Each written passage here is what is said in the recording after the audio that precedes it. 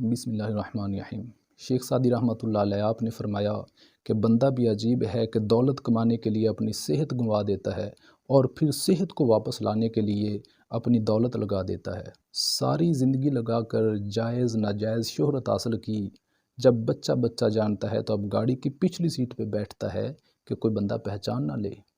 ساری زندگی لگا کر حلال حرام اکٹھا کیا، کثیر مال و دولت اکٹھی کی، اور اب بستر مرگ پہ پڑا شخص کہتا ہے میری جائیداد غربا میں تقسیم کر دو۔ پوچھا کیوں؟ کہتا ہے تاکہ میری موت آسان ہو جائے۔ اکثر اوقات ایسا ہی ہوتا ہے کہ بندے کو اپنی پوری زندگی پر ندامت ہوتی ہے کہ افسوس میں نے ساری زندگی بیکار ضائع کر دی۔ لہٰذا مولانا روم رحمۃ اللہ علیہ آپ نے فرمایا کہ ایک دیا جلایا جائے تھوڑی روشنی، 2 دیے جلائے جائیں زیادہ روشنی، اور اگر 20 دیے جلا دیے جائیں تو اور زیادہ روشنی۔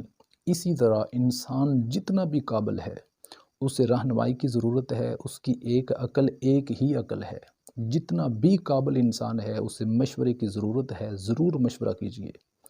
اللہ تعالیٰ نے آدم علیہ السلام کو بناتے وقت فرشتوں سے مشورہ کیا، لہٰذا ہمیں اپنے جونیئر سے بھی مشورہ لیتے ہوئے شرمانا نہیں چاہیے۔ اور حضور صلی اللہ علیہ وسلم نے صحابہ کرام سے مشورہ کیا، یہ ہمارے لیے سبق ہے، حالانکہ ان کو مشورے کی ضرورت نہیں تھی۔ فرعون نے حامان سے مشورہ کیا کہ موسیٰ علیہ السلام بھی سچا ہے اور موسیٰ علیہ السلام کا رب بھی سچا ہے، تو آپ کا کیا مشورہ ہے؟ تو حامان نے کہا آپ ہمارے رب ہو۔ ایک گمراہ نے ایک شخص کو گمراہ کن مشورہ دیا، حامان نے کہا کہ آپ ہمارے رب ہو، آپ ان کی غلامی کرنا چاہتے ہو؟ فرعون پھر اکڑ گیا۔ تو گمراہ کا مشورہ، ناکام کا مشورہ، بے ایمان کا مشورہ آپ کو ناکام کرے گا، آپ کو نقصان دے گا۔ لہٰذا مشورہ کامیاب انسان سے لیں، دلیر انسان سے لیں، اور جو آپ کا خیر خواہ ہو، جو اس فیلڈ کا تجربہ رکھتا ہو۔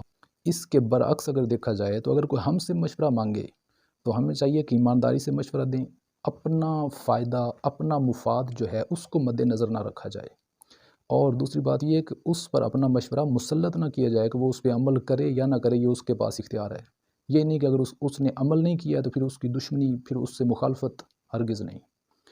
اپنے کام مشورے سے کیجئے، رہنمائی سے کیجئے، تو انشاءاللہ اللہ تعالیٰ آپ کو کامیابی دے گا اور آپ کو کبھی بھی ندامت نہیں ہوگی۔ السلام علیکم۔